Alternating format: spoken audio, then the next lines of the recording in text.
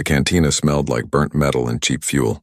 Strange alien music played from speakers that crackled with age. Zarthok sat alone at a corner table, his forearms resting on the scarred surface. His chitinous armor reflected the dim blue lights that hung from the ceiling.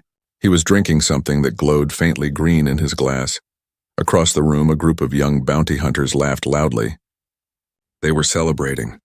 Their leader, a Vraxian named Kraven, stood on a chair and raised his weapon above his head. His scales were bright red, a sign of youth and aggression. The other hunters cheered and slammed their fists on the table. "To another successful hunt," Kraven shouted. "And to our next target, the biggest payday yet." Zarthok's eyes flickered toward them. He had been trying to ignore the noise, but something in those words caught his attention. He took another sip of his drink and listened. "Those stupid humans thought they could steal from the Vortex Corporation," one of the hunters said. He was a Kelthian with 6 eyes and skin like rough stone. "They took medical supplies worth 500,000 credits." "Medical supplies?" another hunter asked. This one was smaller, with tentacles instead of arms. "Why would anyone risk their lives for medicine?" Kraven laughed. "Who cares? The corporation wants them alive. They're offering 200,000 credits for the whole crew. That's a human freighter called the Wanderer. Only 5 crew members. Should be easy work." Zarthok's grip tightened on his glass. The other hunters continued talking, planning their attack. They discussed weapons, tracking methods, and how they would split the reward. They sounded confident. They sounded like they had already won. Zarthok stood up. His height made several nearby aliens look up in surprise. He was tall even for his species, and his reputation was known across several sectors. The cantina grew quieter as he walked toward the group of young hunters. Kraven noticed him approaching and grinned. "Well, look who decided to join us." The legendary Zarthok himself. He turned to his crew. "Do you know who this is? This is the mercenary who captured the pirate king of Andromeda, the hunter who tracked the ghost fleet across 3 galaxies." "I know your reputation," Zarthok said quietly. His voice was deep and rough. "And you are about to make a terrible mistake." Kraven's grin faded slightly. "What are you talking about?" "The humans. You should not hunt them." The young hunters looked at each other and then burst into laughter. Even Kraven seemed amused. "Are you serious? They're humans. Weak, soft creatures from a little blue planet. They barely have faster than light travel. What makes them so dangerous?" Zarthok did not laugh. He pulled a chair from another table and sat down with the group. His 4 eyes focused on Kraven with an intensity that made the young Vraxian's smile disappear. 20 cycles ago," Zarthok began. "I thought the same thing. I was hired by the consortium to capture a human ship. They had entered restricted space, and the consortium wanted to make an example of them. The payment was excellent. The job seemed simple." One of the hunters leaned forward. And I learned why you should never hunt humans." The cantina had grown silent now. Other aliens at nearby tables were listening too. Zarthok's reputation was such that when he spoke, people paid attention. "The ship was called the Wanderer," Zarthok continued. "It was a small exploration vessel. The crew consisted of only 5 humans. Their captain was named Jake Morrison. The pilot was a female called Amy Chen. They had an engineer, Ben Wallace, a medic named Lisa Park, and a scientist, Kevin Hart." 5 against your whole crew?" The Kelthian hunter asked. "How many did you have?" 12. "All of them elite fighters. I had hunted and captured hundreds of targets across the galaxy. I had never failed a contract." Zarthok paused. "Until I met those 5 humans." Kraven crossed his arms. "So what happened? They had some secret weapon? Advanced technology we don't know about?" "No," Zarthok said. "They had something much more dangerous. They had determination, creativity, and the inability to give up." He took a long drink from his glass, remembering. The memories were still sharp even after 20 cycles. "We tracked them for 3 days before we caught up to their ship. They were near an asteroid field, trying to repair their navigation system. We came out of nowhere with our weapons charged. My crew was experienced. We knew how to disable a ship without destroying it. We hit them with an electromagnetic pulse. Their engines died instantly. Their weapons went offline. All their systems failed. We approached slowly, expecting them to surrender. Most species do when they realize they cannot escape." The young hunters were quiet now, listening carefully. "We boarded their ship through the cargo bay. I sent my team in first, weapons ready. But when we got inside, the ship was empty. Not a single human in sight. All the escape pods were still attached. The life support was still running. But there was no crew. Where did they go? The tentacled hunter asked. They had evacuated into the asteroid field. They put on emergency suits and went out into space with nothing but basic tools and supplies. They abandoned their ship rather than be captured. Craven snorted. So they ran away. That doesn't sound very dangerous. Zarthok's eyes narrowed. That is what I thought too. I ordered my crew to split up and search the asteroids. The field was large, but we had scanners, weapons, and experience. 5 humans in basic suits against 12 trained hunters. It should have been over in hours. Let me guess, Craven said with a smirk. It wasn't. No, it was not. Zarthok leaned back in his chair. His chitinous armor creaked slightly. Within the first 3 hours, I lost contact with one of my hunters. His name was Torgun. He was tracking a heat signature near a large asteroid. He reported that he had found one of the humans and was moving to capture. Then his communication cut off. We found him 4 hours later. He was alive but trapped inside a small cave in the asteroid. The entrance had been collapsed using explosive decompression. The human had lured him in with a false heat signature, then triggered an explosion that sealed the entrance. Torgun had to wait until we could dig him out. The young hunters exchanged glances. They were starting to look less confident. 2 more of my crew went missing that same day. We found them unconscious, floating in space. They had been hit with projectiles made from pieces of the ship. The humans had somehow created weapons from scrap metal and debris. Simple weapons, but effective. How? The Kelthian asked. Their suits should not have the power for that. The engineer, Ben Wallace, had modified their suits. He used parts from their emergency equipment to create small propulsion devices and makeshift tools. The medic, Lisa Park, knew enough about our biology to target weak points in our armor. The pilot, Amy Chen, understood how to move in zero gravity better than any of us. Zarthok paused and looked at each of the young hunters. But the worst part was their captain, Jake Morrison. He was not the strongest or the fastest, but he was the smartest. He set traps. He used the environment against us. He turned every asteroid, every piece of debris, every shadow into a weapon. By the end of the first day, I had lost 4 crew members, not dead but captured or incapacitated. I realized then that I was not hunting prey. I was fighting enemies who refused to lose. The cantina was completely silent now. Even the music had stopped. Everyone was listening to Zarthok's story. I called for reinforcements, Zarthok said. I reported to the consortium that the job was more difficult than expected. They laughed at me. They said I was being beaten by 5 humans and that I should be ashamed. They refused to send help. So what did you do? Craven asked quietly. His earlier confidence was gone. I continued the hunt. I had a reputation to protect. I could not return as a failure. My remaining 8 crew members and I searched the asteroid field for 6 more days. 6 days of constant fighting, constant surprises, constant fear. Zarthok stood up slowly. He looked down at the young hunters with an expression that was hard to read. Do you know what I learned during those 6 days? He asked. I learned that humans are the most dangerous species in the galaxy. Not because they are strong, not because they are smart, but because they never give up. They fight with everything they have.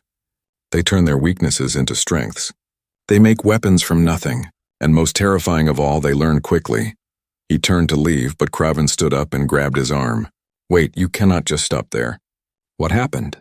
Did you catch them? Zarthok looked at the hand on his arm, then at Craven's face. Slowly, he removed the young Vraxian's grip. I will tell you the rest, he said. But first you must promise me something. After I finish my story, you will abandon your hunt for that human freighter. You will find another target. Any other target, Craven hesitated. His crew members looked at each other nervously. Promise me, Zarthok repeated. Or I walk away now and you learn the lesson I learned the hard way. Finally, Craven nodded. Fine, I promise.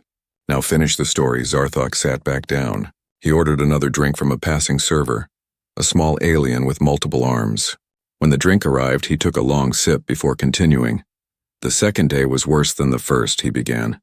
That was when I realized the humans were not just defending themselves. They were hunting us back.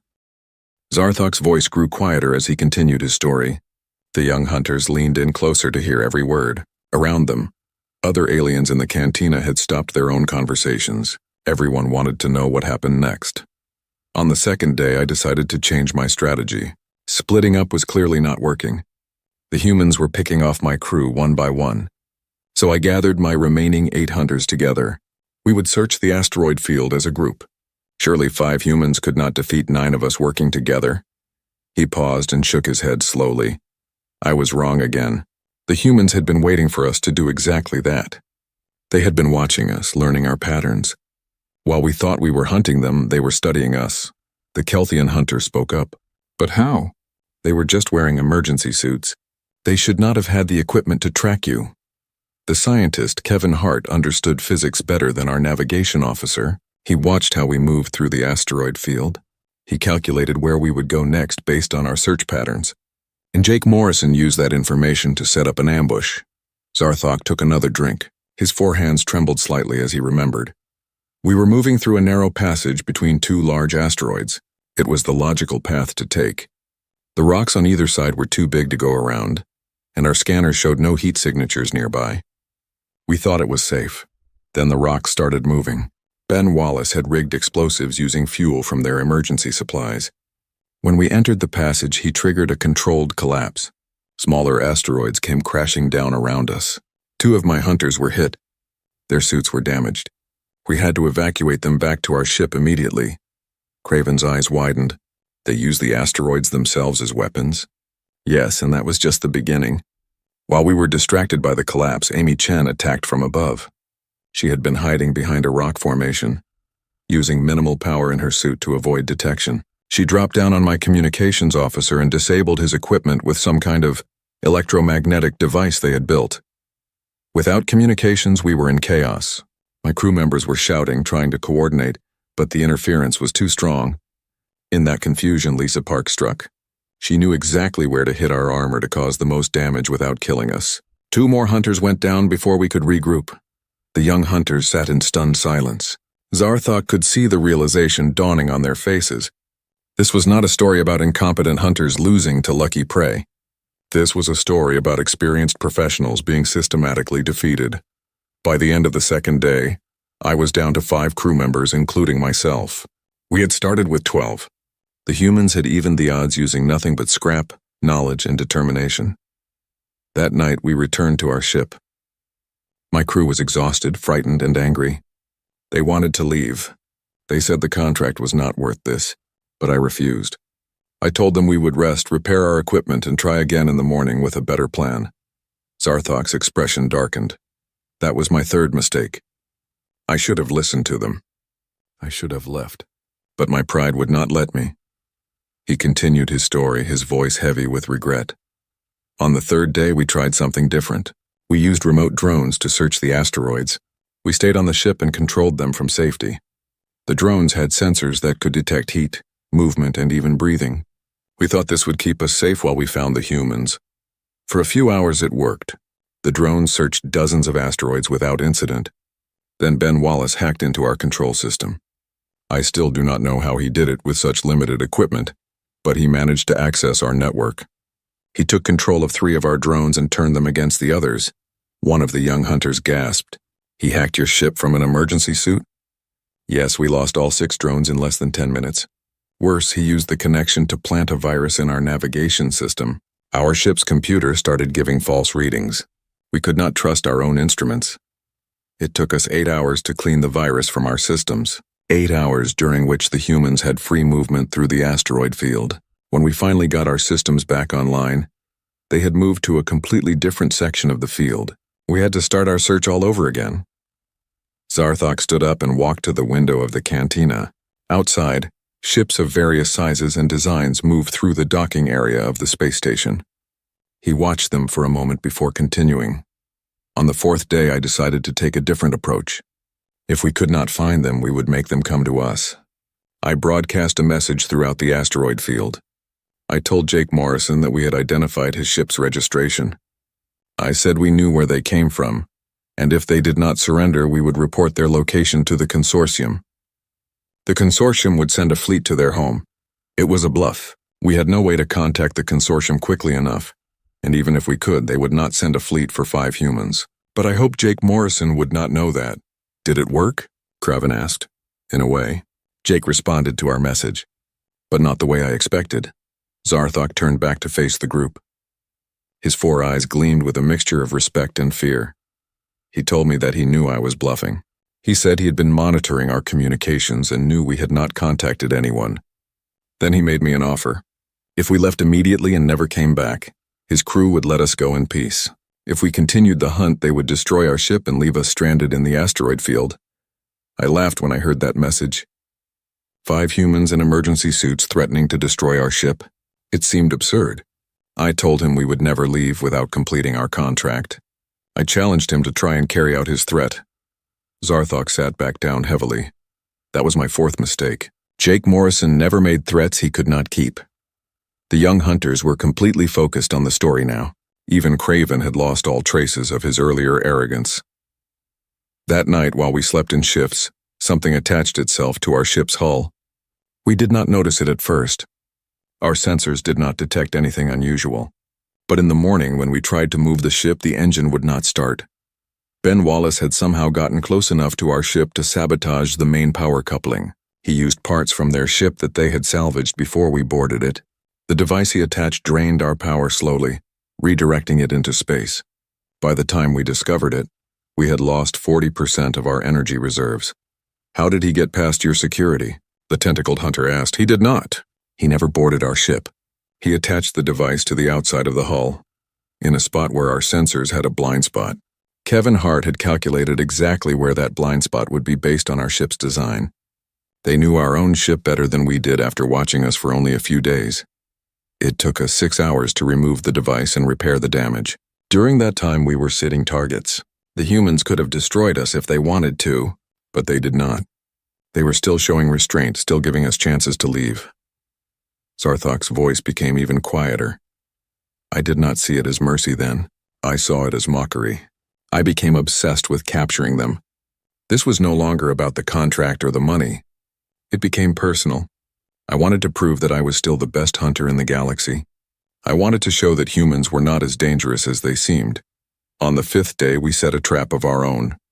We found one of their supply caches hidden in a small asteroid. They had been storing air, water, and other necessities throughout the field. We waited near that cache, knowing they would eventually come back for supplies. Amy Chen came.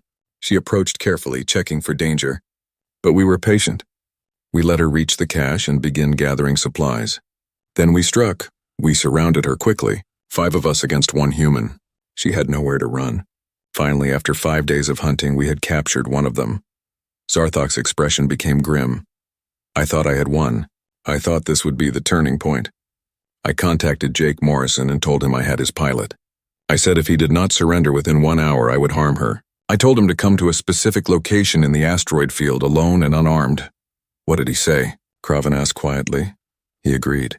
No argument, no negotiation. He just said he would be there. Zarthok looked around at the young hunters. That should have been my first clue. Jake Morrison agreed too easily. He had a plan.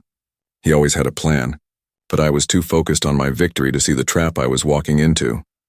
He finished his drink and signaled for another. We waited at the meeting location. I had Amy Chen bound and guarded by 2 of my crew. The other 2 were positioned around the area, watching for any tricks. I stood in the center, waiting for Jake Morrison to arrive. He came exactly on time. He flew into the area on a small thruster pack, his hands raised to show he was unarmed. He landed near me and removed his helmet. That was the first time I saw his face clearly. What did he look like? One of the hunters asked. Ordinary. That was what surprised me. He looked like any other human. Not particularly tall or strong. His face was tired and dirty from days in the emergency suit. But his eyes were completely calm. There was no fear in them. No anger, just determination. The new drink arrived, and Zarthok drank half of it before continuing. His 4 hands gripped the glass tightly, as if he needed something solid to hold on to while remembering what came next. The moment Jake Morrison smiled, several things happened at once. My ship's alarm started blaring. Ben Wallace had gotten inside somehow. He was in our computer systems again, but this time he was not just planting a virus. He was taking complete control of the ship. My 2 crew members who were supposed to be watching for danger suddenly shouted warnings. Lisa Park and Kevin Hart appeared from hiding spots I had not even known existed. They had been there the whole time, waiting for the signal. And Amy Chen, the pilot we thought we had captured and bound, broke free from her restraints. They were not real restraints at all.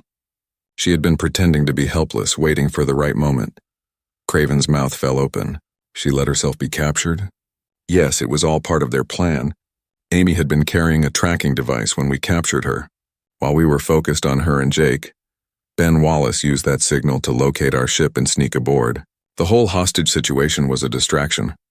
Zarthok shook his head slowly. In less than 30 seconds, my entire operation fell apart. My ship was under hostile control. My crew was surrounded by 3 humans who had appeared from nowhere, and I was standing face to face with Jake Morrison, who was not nearly as unarmed as he had appeared. He pulled a small device from his suit. It was a weapon they had made from ship components. Simple but effective at close range. He pointed it at me and very calmly told me to order my crew to stand down. I had no choice. I gave the order. My hunters dropped their weapons. We were defeated. After 5 days of hunting, 5 humans had beaten 12 trained mercenaries. The young hunters sat in silence. The cantina remained quiet. Even the bartender had stopped working to listen to the story. But here is the part that truly frightened me, Zarthok continued. Jake Morrison did not kill us. He did not even want to capture us. He just wanted us to leave. What do you mean? The Kelthian hunter asked. He told me that he understood we were just doing a job. He said he knew we had been hired by the consortium and that we were following orders. He did not blame us personally. He only wanted us to leave his crew alone and never come back. I could not believe it. I told him that if he let us go, we would just report back to the consortium. They would send more hunters. His mercy would accomplish nothing. Zarthok's expression became distant, as if he was seeing that moment again. Jake Morrison looked at me with those calm eyes and said something I have never forgotten. He said that humans believe in giving people chances. He said every intelligent being deserves the opportunity to make better choices. If we chose to come back, that would be our decision. But he was giving us the chance to walk away. Then Lisa Park, the medic, stepped forward. She was still wearing her emergency suit, but she had medical supplies with her. She said she wanted to check on my injured crew members. I thought she was joking. We had been trying to capture her for 5 days and now she wanted to help us? But she was serious. She treated the 2 hunters who had been injured in the asteroid collapse. She carefully examined them, explained what she was doing, and used her limited supplies to make sure they would be okay. All while we were her prisoners, and why would she do that? One of the young hunters asked. I asked her the same question. She said that once the fighting stops, everyone is just a person who might need help. She said being a medic means helping anyone who is hurt, even enemies. It is part of human medical ethics. Zarthok paused and looked around at the group. That was when I truly understood how dangerous humans are. They combine ruthless efficiency with unexpected mercy. They can be vicious fighters one moment and compassionate healers the next. You never know which side you will face, and that uncertainty is terrifying. He continued his story. Ben Wallace released control of our ship, but not before showing us everything he had accessed. He had been in our communications, our navigation, our weapon systems, everything. He could have destroyed the ship or vented our atmosphere into space. Instead, he just proved that he could have done it if he wanted to. Kevin Hart explained to us exactly how they had survived for 5 days. He described every trap, every calculation, every strategy. He was not bragging. He was teaching us. He wanted us to understand that this had not been luck. It had been planning, teamwork, and human adaptability. Then Jake Morrison made us an offer. He said we could leave in our ship with all our equipment, but we had to promise never to hunt humans again. Not just his crew, but any humans. He said if we agreed, he would not report us to the consortium. No one would know we had failed. I asked him how he could trust us to keep that promise. He said he could not. But he believed that most beings, when given a choice between kindness and cruelty, would choose kindness. He was giving us that choice. Zarthok's voice became rougher, thick with emotion. My crew wanted to agree immediately. They had been terrified for 5 days. They wanted to go home. But I hesitated. I had never failed a contract before. My reputation was built on success. If I walked away, would I still be respected? Would I still get hired? Jake Morrison seemed to understand my struggle. He said that reputation can be rebuilt, but lives cannot be replaced. He said there is no shame in choosing to live rather than die for pride. Then something happened that changed everything. One of my crew members, the youngest one, panicked. He saw Amy Chen standing near him and thought she was going to attack. He grabbed a weapon we had dropped and fired at her. Jake Morrison moved faster than I thought possible. He threw himself in front of Amy and took the blast meant for her. The weapon hit him in the chest. He collapsed to the ground. The young hunters gasped. Craven leaned forward. He jumped in front of an enemy weapon? Yes, without hesitation. He protected his crew member even though it meant risking his own life. That is what human leaders do. Zarthok's 4 eyes became wet, something rare for his species. The moment Jake was hit, everything changed. Amy Chen screamed his name. Lisa Park rushed to his side. Ben Wallace took complete control of our ship again, this time locking all of us out. Kevin Hart aimed 3 improvised weapons at us, his earlier calmness replaced by cold anger. My crew member who had fired the shot dropped the weapon in horror. He had not meant to hurt anyone. He was just scared. But intention did not matter. He had injured their captain. Lisa Park worked on Jake Morrison frantically. She used her medical supplies, her emergency suit's life support systems, everything she had. Amy Chen held his hand and talked to him, telling him to stay awake. I watched these humans care for their leader with an intensity I had never seen. Jake Morrison was badly hurt, but the blast had not been immediately fatal. Our weapons were designed to stun and incapacitate, not kill. But he was losing consciousness and needed real medical treatment soon. I made a decision then. I ordered my crew to return to our ship. I told them to retrieve our medical supplies and bring them to Lisa Park.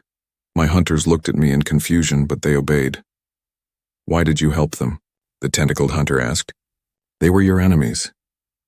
Because Jake Morrison had shown us mercy when he could have killed us. The least I could do was try to save his life. Besides, if he died, I knew his crew would not let us leave alive. And honestly, at that moment, I did not want him to die. Despite everything, I had come to respect him. Zarthok took another drink. My crew brought our medical equipment. Lisa Park accepted it with a brief nod of thanks, then went back to work. She was good at her job. Within minutes, she had stabilized Jake Morrison's condition. He would survive, though he needed better treatment than we could provide in an asteroid field. I told Amy Chen that we had a medical pod on our ship. I offered to let them use it to fully heal Jake Morrison. She looked at me suspiciously, wondering if it was a trick. Ben Wallace warned her not to trust us, but Jake Morrison, still conscious despite his injury, told them to accept. He said I could have let him die if I wanted revenge. The fact that I helped proved I was serious about the truce. So we carried him back to our ship. Lisa Park and Amy Chen stayed with him constantly. Kevin Hart and Ben Wallace kept their weapons ready, not trusting us completely. My crew and I stayed out of their way. We put Jake Morrison in our medical pod. It was advanced technology, designed to heal most injuries within hours. As the pod worked, we all waited. Humans and aliens standing in the same room. No longer enemies, but not quite friends either. During those hours, we talked. Amy Chen told us about Earth, about how humans had only recently joined the galactic community. Kevin Hart explained human history, their wars, their struggles, their achievements. Lisa Park described human medicine and how they had learned to fight diseases and injuries that would have killed them centuries ago. Ben Wallace talked about human technology and how they approach problems differently than other species. He said humans are good at making things work with limited resources because they had to survive on a planet with no help from anyone. I listened to all of it. I learned more about humans in those few hours than I had in years of hearing rumors and stories. And I realized something important. Zarthok looked directly at Craven. Zarthok released Jake Morrison's hand and stepped back. The human captain looked around at the gathered mercenaries, his expression serious but not threatening. Amy Chen stood beside him, her hand resting near a makeshift weapon but not gripping it. Lisa Park, Ben Wallace, and Kevin Hart formed a loose group behind their captain, ready for anything. Thank you for the medical treatment, Jake Morrison said to Zarthok. His voice was strong despite the recent injury. You did not have to help me. You did not have to let us live, Zarthok replied. I suppose we are even now. Jake shook his head. This is not about being even. This is about making a choice about what kind of beings we want to be. You chose mercy when you helped me. That matters. One of Zarthok's crew members spoke up. What happens now?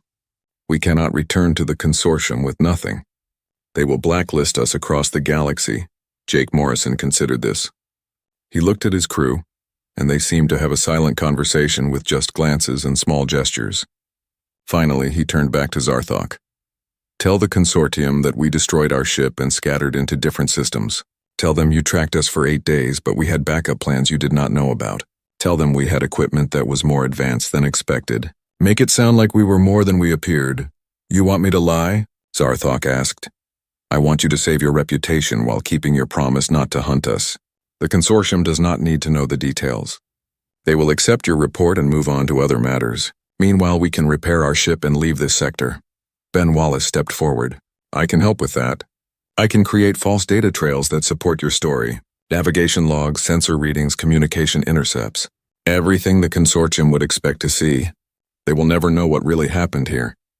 Zarthok's crew members looked at each other in surprise. The humans were offering to help protect their reputation. After everything that had happened, they were still showing kindness. Why would you do this for us? Zarthok asked. We hunted you. We tried to capture you. We made your lives difficult for days, Amy Chen answered. Because Jake is right. Everyone deserves a chance to make better choices. You helped him when he was injured. That tells us you are not a bad being. You were just doing what you thought you had to do, Lisa Park added. Besides, if we can turn enemies into people who might help other humans someday, that is better than just creating more enemies. Kevin Hart nodded. Strategic mercy. It is something humans learned after many wars on Earth. Sometimes the best victory is the one where everyone gets to walk away and learn something. Zarthok was silent for a long time. His 4 eyes studied each human in turn. He was trying to understand them, to figure out if this was some kind of trick. But their expressions were genuine. They truly meant what they said. I accept your offer, he finally said. But I want to add something to our agreement. I will not just promise to never hunt humans. I will spread the word about what happened here. Other mercenaries and hunters need to know what they are facing if they go after your species. Jake Morrison raised an eyebrow. You will tell others about how 5 humans defeated your entire crew? Yes, I will tell them the truth. Not to embarrass myself, but to warn them. If I can prevent other hunters from making my mistakes, maybe fewer beings will get hurt on both sides. The human captain smiled. That is more than I hoped for. Thank you, Zarthok. Over the next several hours, the humans and the mercenaries worked together. Ben Wallace created the false data trails he had promised. Kevin Hart helped adjust the consortium's communication records to match the false story.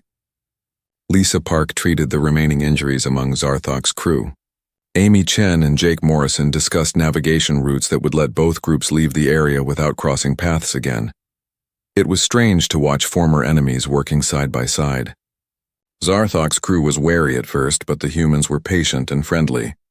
They explained what they were doing, shared some of their food supplies, and even joked occasionally. The tension slowly faded. Ben Wallace showed Zarthok's computer specialist some of the tricks he had used to hack their systems. Not so you can use them against us, he explained, but so you can defend against someone else doing it to you. Your security has some weak points. The specialist was amazed. You are helping me improve our security? After you just exploited those same weaknesses?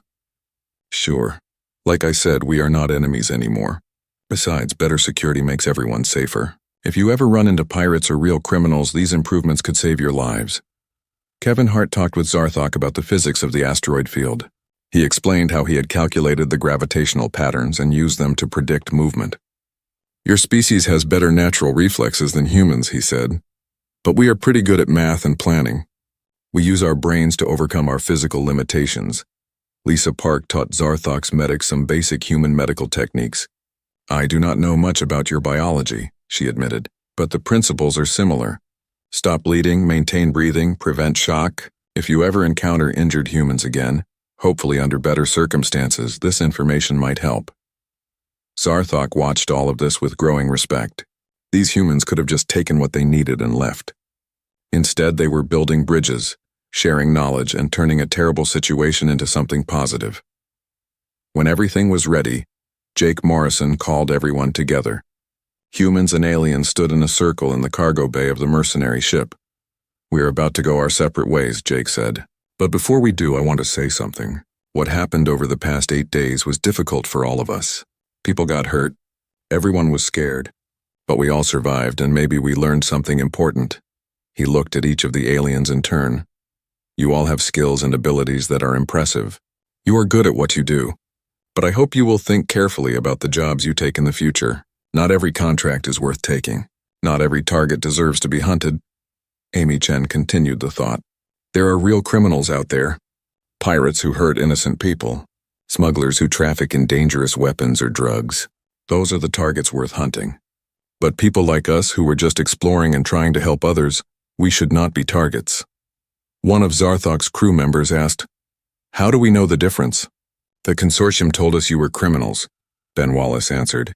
"You ask questions. You investigate. You do not just take a contract because someone is paying. You think about whether the job is right." Kevin Hart added, "And sometimes you have to trust your instincts. If something feels wrong about a job, it probably is wrong." Lisa Park smiled softly. "We are not saying you should stop being mercenaries. Just be mercenaries with honor. Be the kind of hunters who only go after beings who truly deserve it." Zarthok stepped forward. He placed one of his 4 hands on his chest in a gesture of sincerity from his culture. "Everything you have said is true. I have been a hunter for many years, but I never questioned my contracts before. I just assumed that if someone was willing to pay, the target must deserve to be caught. I was wrong. From now on, I will be more careful, and I will teach others to be careful too." He looked at his crew. "All of you have fought bravely. You have also shown that you can be merciful and wise. I am proud to work with you. When we leave here, we will be different than when we arrived. We will be better." The mercenaries nodded in agreement. Some looked relieved. Others looked thoughtful. All of them seemed to have been changed by the experience. Jake Morrison extended his hand to Zarthok again. "Safe travels. I hope our paths cross again someday under peaceful circumstances." Zarthok took the hand firmly. "Safe travels to you as well. And thank you. Thank you for not killing us when you had the chance. Thank you for teaching us instead of just defeating us." The 2 groups separated. The humans gathered their equipment and prepared to return to their damaged ship. The mercenaries escorted them to the airlock, no longer as guards but as respectful companions. Before the humans left, Lisa Park turned back one more time. "Oh, I almost forgot. The medical supplies you were sent to stop us from delivering. They were for a colony suffering from a disease outbreak. Children were dying. We stole them because the corporation that owned them was refusing to help without payment the colony could not afford." She paused, letting that sink in. "We are criminals according to the consortium, but sometimes being a criminal is the right thing to do. Just something to think about." With that, the 5 humans left the ship and flew back across the asteroid field to the Wanderer. Zarthok and his crew watched them go in silence. One of the mercenaries finally spoke. "They stole medicine for dying children, and the consortium called them criminals." Another added, "And we tried to capture them for it." Zarthok's voice was heavy. "Yes, we did. And if they had not been so capable, we would have succeeded. Those children would have died, and we would have been paid well for causing it." The crew stood quietly, processing this realization. "We need to change," Zarthok said firmly. "Not just in how we select contracts, but in how we think about our work. We are not just tools for whoever pays us. We have responsibility for our actions." His crew agreed. They had learned an expensive lesson, but it was one. In the cantina on Outpost Vega 7, Zarthok finished his story and looked at the young hunters. They sat in complete silence, their earlier confidence and excitement completely gone. Kraven, the red-scaled Vraxian who had been so eager to hunt humans, now looked pale and uncertain. "That is what happened 20 cycles ago," Zarthok said. "That is why I warn you never to hunt humans." The tentacled hunter spoke quietly. "Did you keep your promise? Did you really stop hunting humans?" "Yes.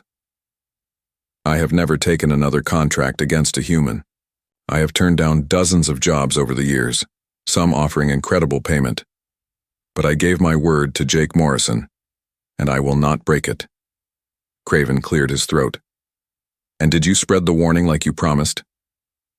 "I did. Many hunters ignored me. They thought I was exaggerating or making excuses for my failure. Some went after humans anyway. None of them succeeded." "What happened to them?" the Kelthian asked. Zarthok's expression became grave. "Some came back like I did, defeated but alive. Others were not so lucky. Humans show mercy when they can, but not all situations allow for mercy. Some hunters pushed too hard, threatened human colonies, or attacked civilian ships. Those hunters learned that humans can be as fierce as they are merciful. He stood up and walked to a console on the wall. He pressed a few buttons and a holographic display appeared above the table. It showed a list of names and dates. These are hunters who ignored my warning and went after humans in the past 20 cycles. 17 names. Out of 17, only 5 came back alive. Of those 5, 3 are permanently disabled. 1 went insane from the experience. And 1, like me, became a warning voice for others. The young hunters stared at the list in horror. Kraven's scales had lost all their bright color. But that is not even the worst part, Zarthok continued. The worst part is what humans did after those encounters. Every time a hunter went after them, they learned. They adapted. They became better at defending themselves. He pressed another button and the display changed to show images of human ships and technology. 20 cycles ago, humans were barely capable of space travel. Their ships were slow and their weapons were basic. Now look at them. They have defense fleets. They have military training programs. They have developed new technologies specifically designed to counter the tactics used by hunters and mercenaries. You did that, Kevin Hart's voice had said during one of their conversations in the asteroid field. Every species that attacks us teaches us how to defend against them. We learn from our enemies faster than they learn from us. Zarthok turned off the display and sat back down. I learned later what happened to Jake Morrison and his crew. The consortium tried to hunt them again, sending different mercenaries. But word spread among the human community about what they had done. They became heroes to their people. Jake Morrison was promoted to admiral in the Human Defense Forces. He now commands an entire fleet. Amy Chen became the chief instructor for human pilot training. She teaches others how to fly in ways that confuse alien sensors and tactics. Ben Wallace is the head of human cybersecurity. Every human ship and station now uses security protocols he designed based on what he learned from hacking our systems. Lisa Park runs the Human Combat Medical Program, training medics to treat injuries on any species, enemy, or ally. And Kevin Hart. He advises the human military on strategy and tactics. He helps them understand alien psychology and predict how different species will react in various situations. The young hunters looked at each other with dawning understanding. Kraven spoke slowly. You are saying that by trying to capture them, you helped create some of humanity's most effective defenders? Exactly. My failure became their success. Every hunter who went after humans and lost made humanity stronger. We trained them. We showed them our weaknesses. We taught them how to fight. Zarthok leaned forward, his 4 eyes intense. That is the real danger of hunting humans. It is not just that they might defeat you. It is that every encounter with them makes them more dangerous for the next hunter. They share knowledge. They teach each other. They build on every lesson learned. He paused, letting his words sink in. There is a human saying I learned. It goes, "What does not kill me makes me stronger." For most species, that is just a nice phrase. For humans, it is literally true. Every challenge they face, every enemy they fight, every problem they encounter makes them tougher and smarter. The Kelthian hunter spoke up. But they are still just one species. We have the entire galaxy. Surely we are more powerful together. Are we? Zarthok challenged. How many species work together as well as humans work within their own species? How many times have you seen alien crews coordinate like Jake Morrison's crew did? How often do different alien species share knowledge and technology freely? Silence answered him. Humans are dangerous because they have unity we lack. They trust each other. They work together. They share what they learn. A human who fights you today will teach 10 more humans what worked against you. A human who survives will make sure others know how to survive too. Zarthok stood and began removing his armor. Underneath, his skin was marked with scars. Some were from weapons, others were from impacts and burns. He pointed to a particularly large scar across his torso. This is from when I underestimated Amy Chen. She hit me with a piece of debris moving at high speed. I barely survived. He pointed to scars on 2 of his arms. These are from the collapsed asteroid that Ben Wallace triggered. The rocks moved faster than I expected. He showed them a scar near one of his eyes. This is from when I got too close to Kevin Hart. He had calculated exactly where to strike to temporarily blind me without killing me. Even in combat, humans can be precise. Finally, he pointed to a scar over where his primary heart would be. And this is from Lisa Park.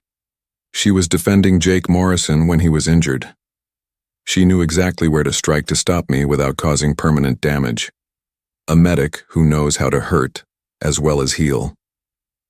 He put his armor back on slowly. Every scar is a reminder. Humans are not prey. They are not weak. They are not easy targets. They are survivors who have turned survival into an art form. Craven stood up abruptly. His crew looked at him, waiting for his decision. He looked at each of them, then at Zarthok. "We will not hunt the human freighter," he said firmly. "You are right. The contract is not worth it. We will find another target." "A wise choice," Zarthok said. "May I suggest you also be more careful about which contracts you accept in the future? Not every job is honorable, even if it is legal." One of the young hunters asked, "What do you do now? If you do not take contracts against humans, who do you hunt?" "I am more selective now. I only accept contracts against genuine criminals. Pirates, smugglers, terrorists, beings who truly harm others. And I make sure to investigate before I accept any job. I never want to be on the wrong side again." Zarthok finished his drink and prepared to leave. But Craven stopped him with one more question. "Do you regret hunting Jake Morrison and his crew?" The old mercenary thought about this carefully. "I regret that it happened the way it did. I regret that people were hurt. But I do not regret the lesson I learned. Meeting those 5 humans changed my life for the better. I am a better hunter now. But more importantly, I am a better being." He looked at each of the young hunters. "You asked earlier if humans are really that dangerous. Let me give you a final answer. Humans are dangerous in ways that have nothing to do with strength or weapons. They are dangerous because they make you question yourself. They make you think about right and wrong. They make you want to be better than you are. Jake Morrison could have killed me. He could have taken revenge. Instead, he showed me mercy and taught me wisdom. That is more dangerous than any weapon because it changed who I am. I cannot be the same hunter I was before I met him." Zarthok walked toward the exit of the cantina. The other aliens moved aside to let him pass. His reputation still commanded respect, maybe even more now than before his story became known. At the door, he turned back one last time. "Remember this. Humans are not your enemies unless you make them so. But once you do, you will face an enemy who never gives up, never stops learning, and never forgets. Choose wisely." He left the cantina and boarded his ship. On the hull, painted in several languages including human English, were the words, "Never hunt humans." Inside the cantina, Craven and his crew sat quietly. The celebration from earlier was forgotten. Finally, one of them spoke. "Should we tell the others?" "There are many young hunters who might not know." Craven nodded. "Yes, we will spread the warning. Zarthok is right. This knowledge could save lives." They began composing messages to other hunters, other crews, other mercenaries across the galaxy. Zarthok's story would spread further. More hunters would hear the warning. Some would listen, some would not. But the word was getting out. Far away on a human colony at the edge of explored space, Admiral Jake Morrison stood on the bridge of his flagship. He was reading reports from various sectors when a message came through on a secure channel. It was from an old contact, someone who monitored the mercenary networks. The message was brief. Zarthok told his story again. Another group of hunters decided not to pursue human targets. Thought you would want to know. Jake smiled and deleted the message. He looked out at the stars through.